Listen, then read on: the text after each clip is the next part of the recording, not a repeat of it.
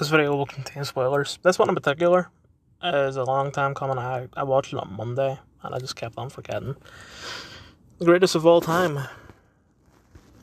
Negative rating. I watched it in cinema. Obviously, I don't recognize any of this cast. I seen. I saw that this was a not exclusive. I looked at the description and I thought, okay, sounds good. I get that it's different since Kill was Hindi and this is Tamil, but I thought, I liked Kill, so maybe I'll like this too. But it said it was 3 hours long, even on top here, 3 hours long. And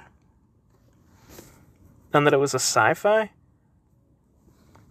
And then I seen the trailer, and the trailer said a director's name, musical. I just thought maybe musical is like Tamil for film or something. And no, they meant musical. Even although 3 hours long, there's only 3 songs in it. Or 3 musical scenes. Like a bit at the start where they do a mission and they consider themselves successful. They go to the bar and drink and they have a song. And then they split the film up in the 2 parts. At least the cinema did. Started the second part. Guys, like, the bad guy kills a friend, so they keep her quiet because she knew that he was a bad guy when no one else at the time did. And he started singing I had a massive crush on her, but I had to do what I had to do. And then there was another one not long after that, which was pretty similar, at least in terms of what they're actually singing about. Gotta say, cinematography of it is, the choreography of it is great for the musical scenes. Everything else, it kind of feels like a Darman video. And also the CGI in it, there's this one bit in particular where that guy is standing on a tower on top of a cricket stadium. And literally the actor is the only thing that isn't CGI. And the CGI looks like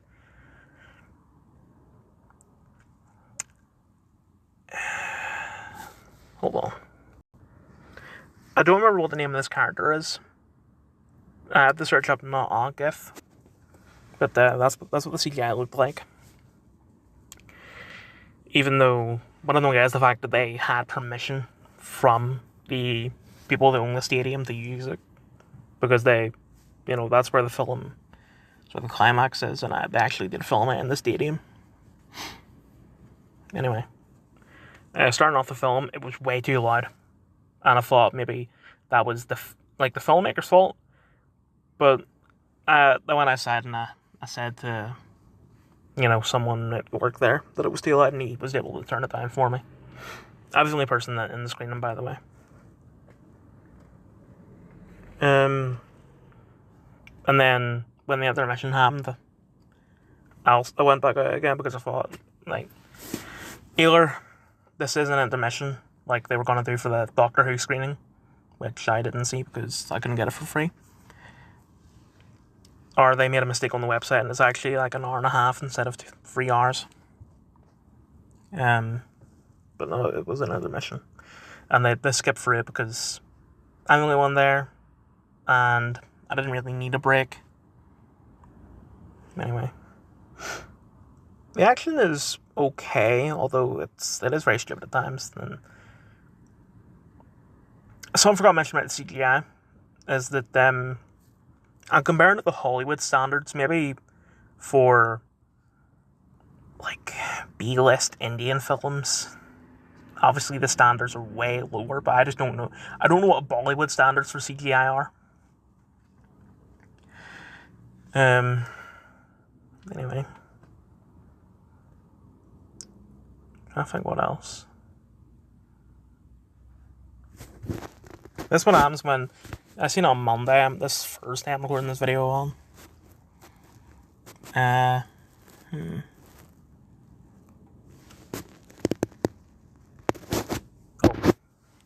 Two things about the post-credit scene. One, the setup is never going to pay off because it's supposed to be the GOAT versus someone that they're calling the OG. I don't know if this is supposed to be like a franchise crossover thing, like there's other film. I thought my phone was going off or something. There's other films with this main character, and also other films with the OG in this, like a sort of Godzilla versus Kong kind of thing. I don't know if that's the case. But that is never going to pay off because the guy that plays the GOAT is retiring from acting after his next film, and his next film isn't the GOAT versus the OG, it's something else and like entirely different.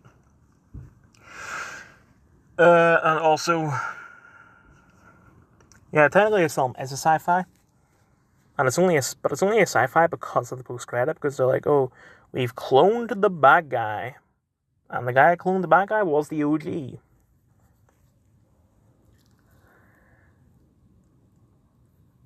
Yeah, fuck it, I'm just gonna move on.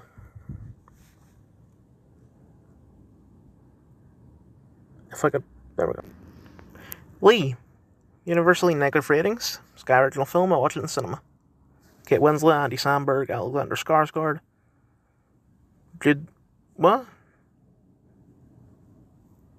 I'm guessing Jude Law got cast as Roland, but had to drop out or something because Alexander Skarsgård was Roland. I don't remember Jude Law ever playing him. Josh O'Connor.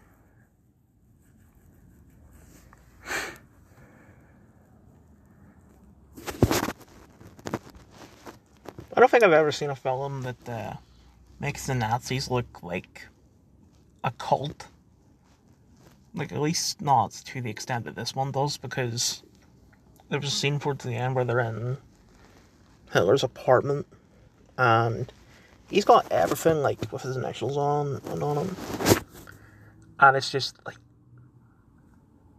he might as well be a religious figure to the German soldiers, with the amount that they praise him and shit like that. Like, it's more than just blind obedience or something like that. Also, I'm going to be honest, when I first heard about this, I didn't know that it was set in World War II. I knew it was about, a war correspondent, but I thought that it was during the War on Terror. It's weird seeing Andy Samberg in a drama performance, and he doesn't really stand out. Other than there was one bit where he just breaks down and cries after seeing a bunch of Jews on a train that were they're all dead. And speaking of, in that scene, it starts off with a couple of kids playing football not far away from the train, and it's just that juxtaposition of sort of like there are kids being happy, and then there's a fucking massacre just a little bit up the street. Like, that's crazy. And the film done like a really good job of showing it. I think that's all I have to say. Final review, The Mosquito Coast.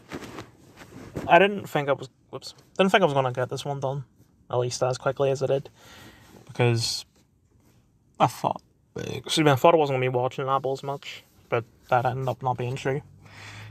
And it's also just the fact that it's a 2-season show, whereas everything else I've seen on Apple that I've finished is 1 season. Obviously, since Justin Theroux stars in it, you already know what I'm going to say. It's based.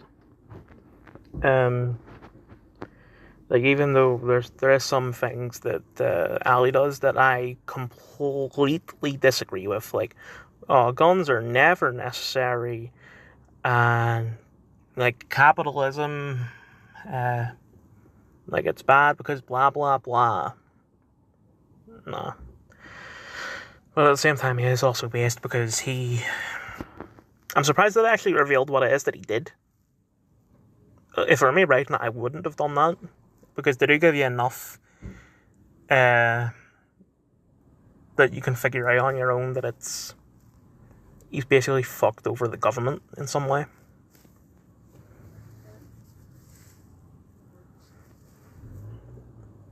So I'm recording this in the car, just letting people pass.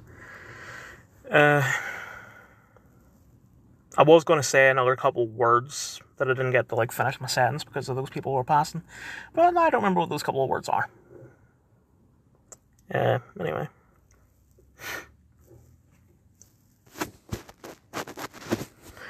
The flip-flopping of the show is... I'm not a fan of it. The fact that both the kids go from loving their dad to hating their dad to loving their dad over and over again. It seems that anytime one of them changes their mind, the other one also immediately changes their mind. So, Margot, well, she didn't hate her dad, but they just weren't really the best. And then, Ali and... did I say Margot? I meant Dina. Ali and Charlie, that's the son's name. They were quite close in the first episode, but then it just keeps on going back and forth. I can see why people didn't really like this. It had I think, a 6.8 on IMDb, and every episode is a 6, as far as I know. But I do think it was a really good show. I was going to say, I get that it can be a struggle to watch for some because it's so bare bones, but that's the point. That's the whole reason for it. And to be honest, at times watching it kind of reminded me of No Country for Old Men, the book at least. I get that this isn't I get it's based on a Paul Thoreau book, and not Cormac McCarthy, but that's how it felt to me. I can't think of anything else to say. As far as I know, there's no cinema reviews coming soon. Still, majority of things I'll be watching are rewatches. I've still got one more Star Wars, which I'll be watching in... It starts in 25 minutes, or at least the ads do. On Saturday, they're re-releasing The Batman.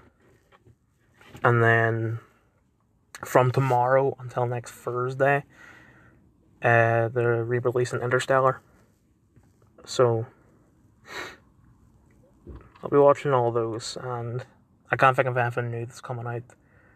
And this week, I know that Joker 2 is coming soon.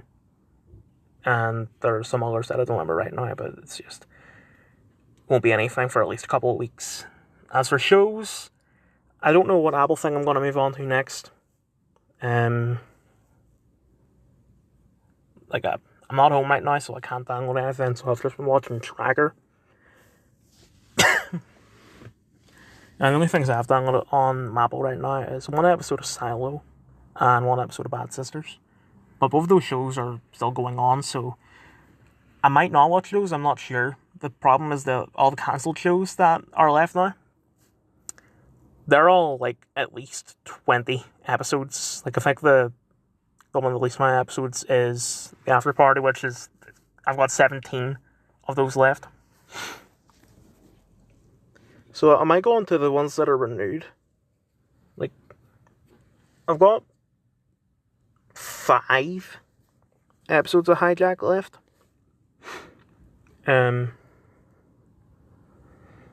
So it could be a long time before the next Apple review, or just TV in general. Because all I've been watching is shit on Apple. Doctor Who, which I'm on season 5. It's been a real struggle to get through because just the seasons in the first 6 episodes in the first 6 seasons, there's so many of them, 40 each. And Criminal Minds, but that show also isn't cancelled. In fact, it's renewed. And I'm on season 11. So the only the next thing will probably be the end review for Lego DC Supervillains. Currently, I'm 80-something% through that. I have a couple more levels left to do, and then there's hub collectibles and just the rest of the trophies that I need to get, and then there'll be the DLCs, and then I don't know what I'm going to move on to next. I was going to move on to Astrobot, but the problem is that when Astrobot came out, if I delete it, like if I finished Lego DC Supervillains at the time and deleted it, I would have either had enough space or would have been like a gig short. But now other games have come out and they've just automatically downloaded, like Lollipop Chainsaw, Sam & Max, a couple of other things. So I'm going to play through those first. So there'll be a couple of game reviews coming somewhat soon. Just depends on how long it takes me to beat them.